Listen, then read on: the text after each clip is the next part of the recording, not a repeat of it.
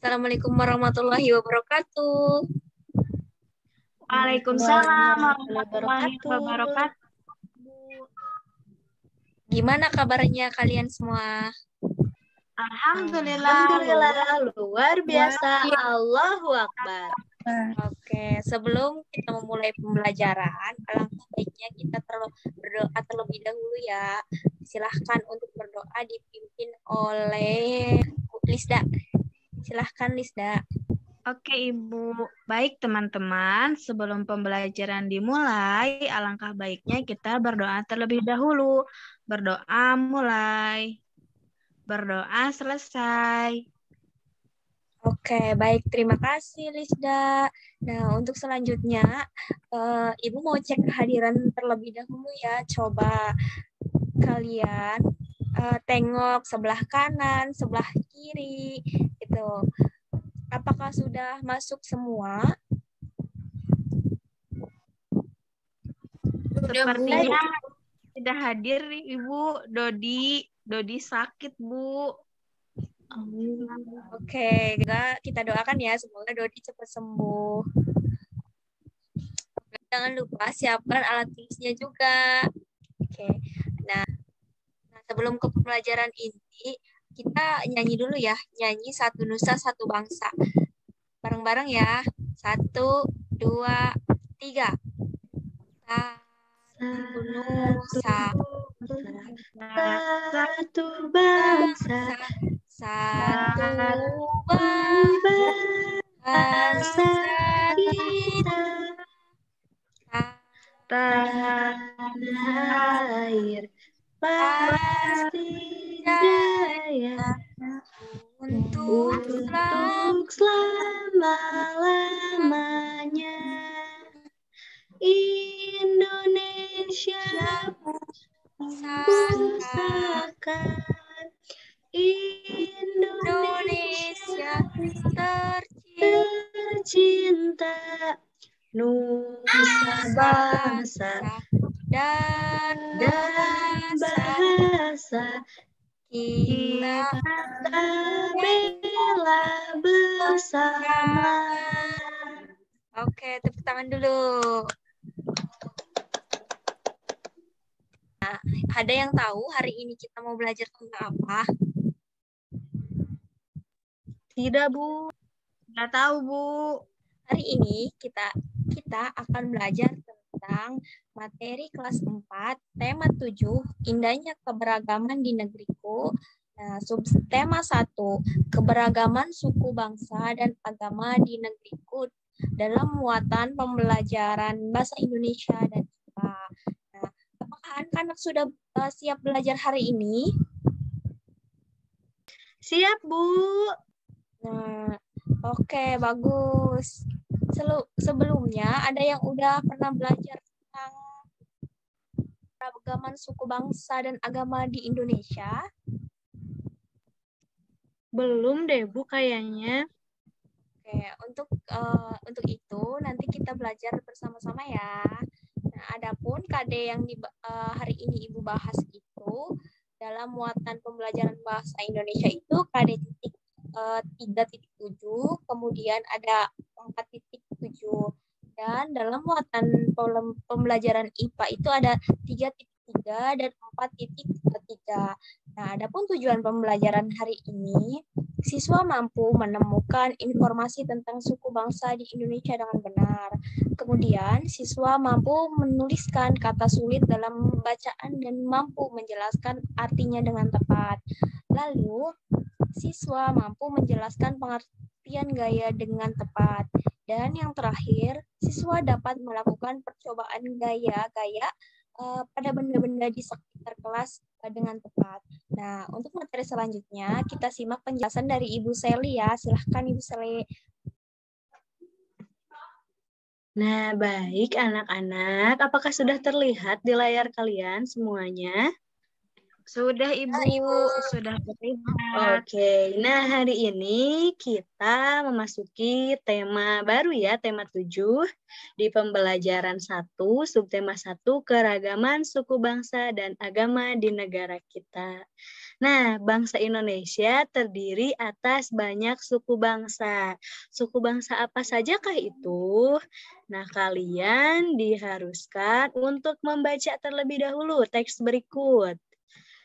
Ayo membaca, judulnya Suku Bangsa di Indonesia. Sejak dulu kala, bangsa Indonesia hidup dalam keragaman.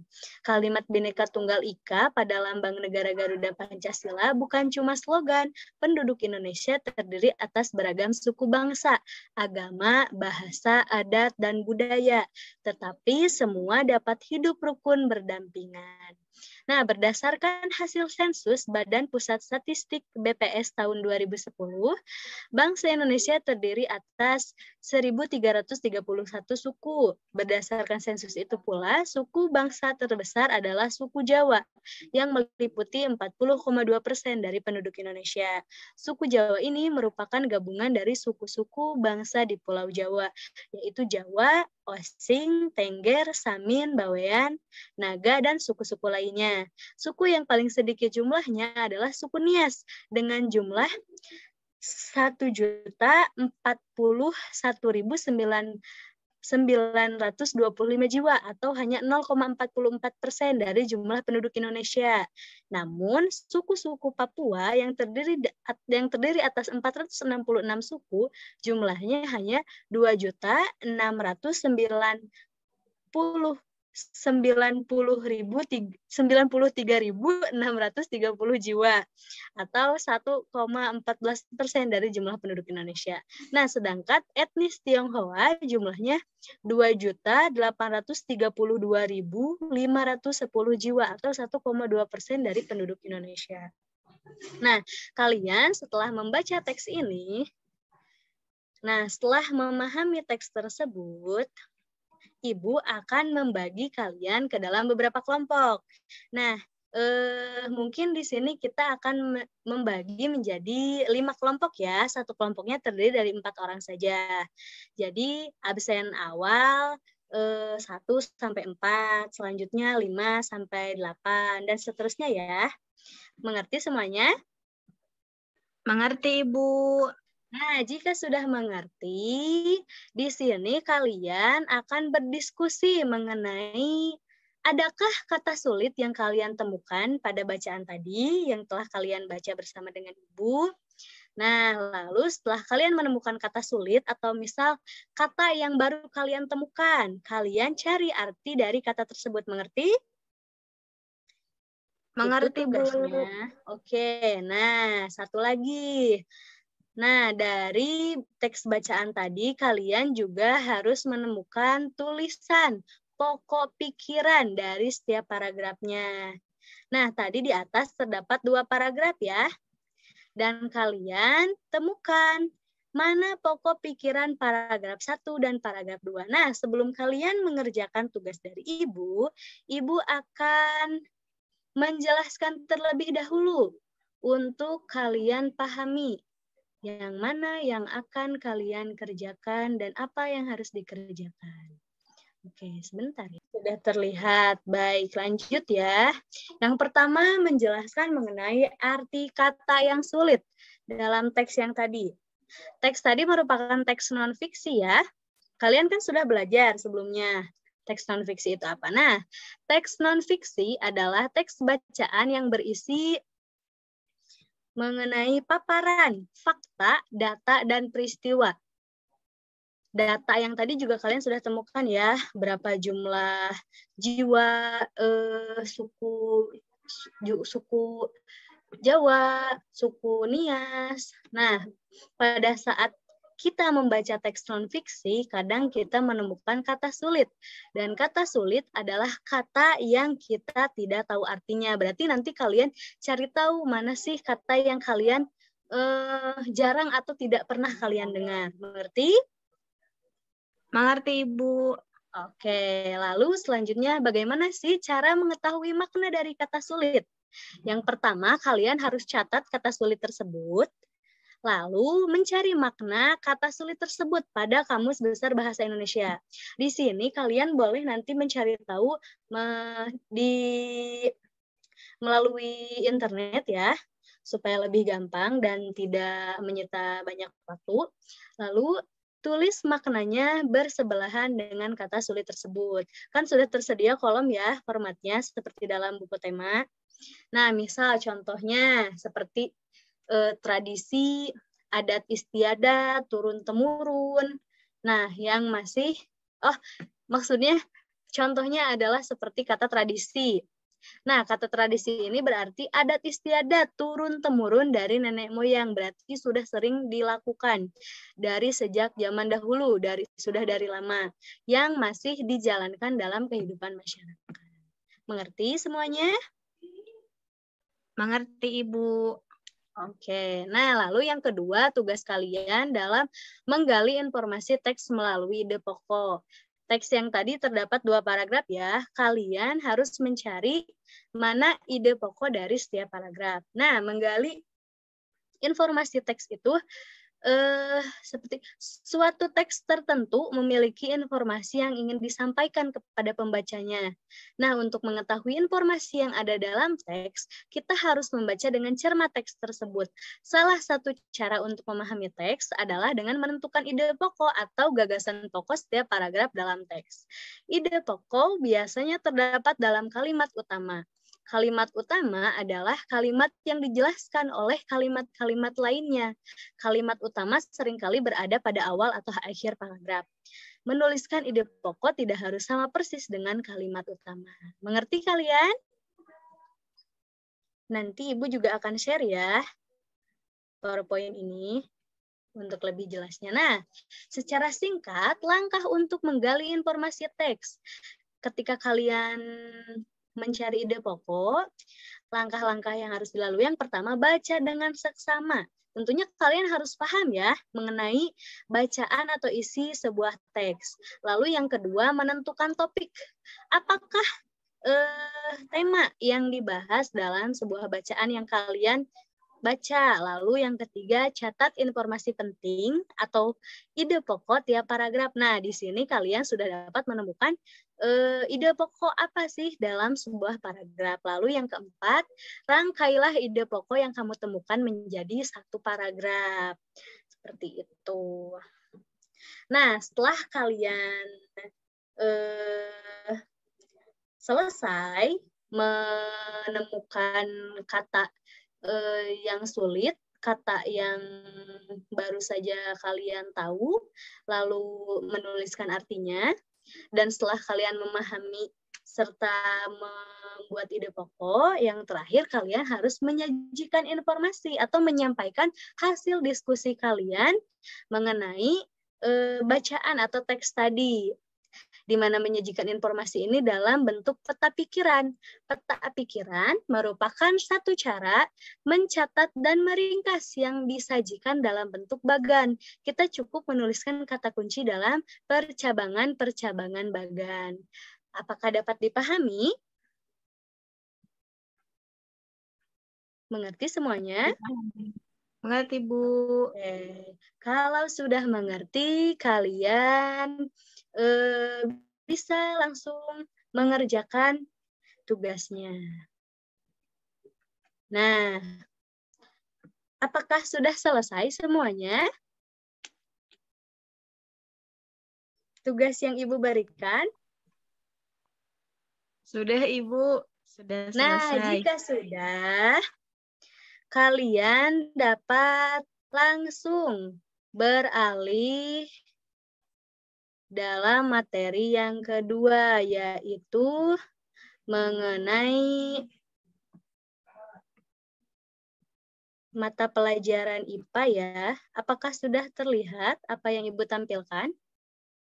Terlihat, Ibu. Oke, nah di pelajaran kedua ini mata pelajaran IPA ya, mengenai gaya. Kalian sudah tahu kan apa yang disebut dengan gaya? Ada yang tahu, masih ingat? Apa itu gaya? Bisa dilihat dalam tampilan Ibu. Apa lagi, Bu? Apa ya? Ya, masih lupa? Siapa yang masih ingat? Atau masih lupa semuanya? Lupa, Kayaknya Bu. Wah, kayaknya masih lupa ya semuanya. Jadi, di sini Ibu jelaskan kembali. Nah, gaya berarti tarikan atau dorongan. Ketika kita menarik benda atau mendorong benda, berarti kita itu sedang melakukan, bukan sedang melakukan, tapi kita itu mempengaruhi benda dengan suatu gaya, sebuah gaya. Dan gaya itu merupakan sebuah tarikan atau sebuah dorongan. Nah, ketika kita menarik atau mendorong suatu benda, artinya kita sedang memberikan gaya kepada benda tersebut. Nah, jika gaya diberikan kepada benda, maka kemungkinan akan terjadi beberapa hal. Nah, yang pertama, gaya mempengaruhi gerak benda. Benda diam menjadi bergerak. Benda bergerak menjadi diam. Mengerti kalian? Atau benda bergerak lebih cepat, atau benda bergerak lebih lambat. Paham sampai sini? Paham, Ibu. Oke, lanjut ya. Selain mempengaruhi gerak, gaya juga dapat mempengaruhi arah gerak benda. Nah, benda yang terkena gaya bisa berubah arah geraknya, bisa berbelok, atau bisa menikung, seperti itu. Lalu selanjutnya gaya juga mempengaruhi bentuk benda. Nah, benda tertentu bisa berubah bentuknya jika diberi gaya. Benda yang mudah berubah bentuk adalah benda yang lunak. Jadi benda yang lunak seperti misal plastisin. Ketika kita beri gaya akan berubah bentuk seperti itu. Lalu selanjutnya ada macam-macam gaya. Nah, di sini kita akan membahas mengenai macam-macam gaya. Yang pertama ada gaya otot. Gaya otot adalah gaya yang muncul karena aktivitas otot. Lalu ada gaya gravitasi bumi. Gaya gravitasi bumi adalah gaya tarik yang dimiliki bumi. Gaya gravitasi menarik benda menuju pusat bumi.